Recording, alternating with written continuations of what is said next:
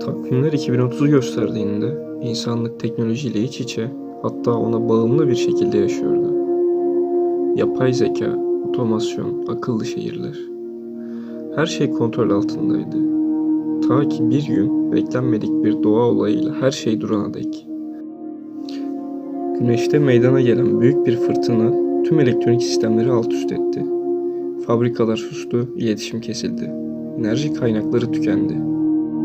Dünya bir anda yüzyıllar öncesine döndü. İnsanlar doğaya yeniden dönmek zorunda kaldı.